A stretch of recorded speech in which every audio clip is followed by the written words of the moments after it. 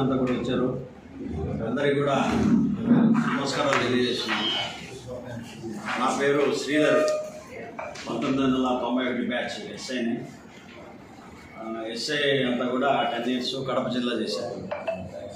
సిఐగా ఇన్స్పెక్టర్గా కర్నూలు జిల్లాలో చేశాను. సిఐడి హైదరాబాద్ కూడా చేశాను. డిఎస్పీ అయినాక రాయచోట్లో చేస్తున్నాము.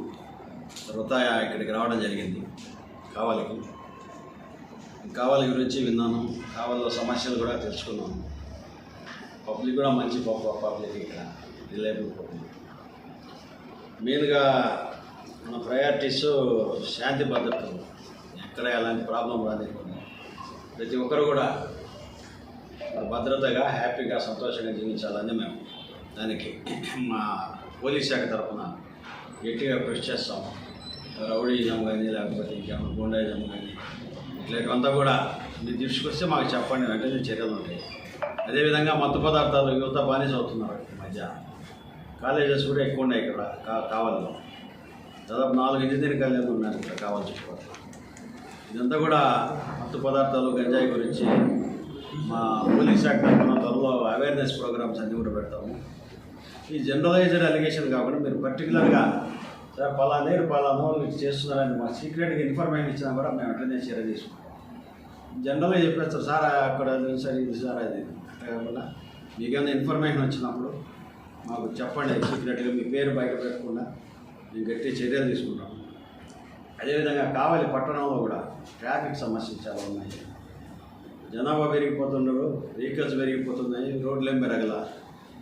ఇంకా వెండర్స్ అంతా రోడ్డు మీద వచ్చారు. వాడిని ఏమైనా అన్నామంటే సార్ మా కడుపు కొడతారు సార్ అంటారు. ఇట్లా రకరకాల సమస్యలు ఉన్నాయి.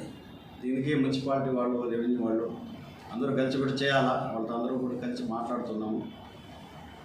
ట్రాఫిక్ సమస్యలు లేకుండా కూడా, ట్రాఫిక్ ప్రాబ్లం లేకుండా కావాలో చేస్తాము.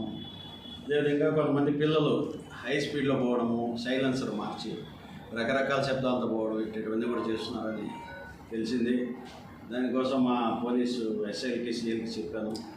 అలాంటి వారు ఎవరైనా పోతుంటే ఆ సైలెన్సర్లు బండి సీజ్ చేసి సైలెన్సర్లు తీసామని చెప్పాను. తర్వాత కాలేజెస్ ఎక్కువ ఉన్నాయి కాబట్టి ఇక్కడ స్టూడెంట్స్ కూడా ఎక్కువ ఉన్నారు. ఈ ర్యాగింగ్ కానీ, ఈవ్ టీజింగ్ కానీ ఇట్లాంటి వాటిల్లో కూడా గట్టిగా చర్యలు తీసుకుంటాం. మీ దృష్టికి వచ్చినా కూడా మాకు ఇన్ఫర్మేషన్ ఉంటుంది. 100% చర్యలు తీసుకుంటాం. ర్యాగింగ్ ఇట్లాంటివి కూడా వీటికి సంబంధించి కూడా త్వరలో కొత్తగా ఇంజనీరింగ్ కాలేజీలో స్టూడెంట్స్ అంతా వస్తున్నారు. అవేర్నెస్ ప్రోగ్రామ్ కూడా కాలేజెస్లో పెట్టడం జరుగుతుంది. మిస్సింగ్ కేసులు, అమ్మాయిలు వెళ్ళిపోవడం ఇట్లాంటివన్నీ కూడా ఉంటాయి. వాళ్ళందరికీ కూడా అవేర్నెస్ క్రియేట్ చేయాలా. మెయిన్ సెల్ ఫోన్ వల్ల 2 రకాలుగా బ్యాడ్ ఉంది, మంచి ఉంది. మనం మంచి వరకు తీసుకొని బ్యాడ్ వదిలేస్తే బాగుంటుంది. సెల్ ఫోన్ కూడా ఎక్కువ చూడకుండా చదువు మీద పిల్లల దృష్టికి కేంద్రీకరిస్తే మంచిగా ఉంటుంది.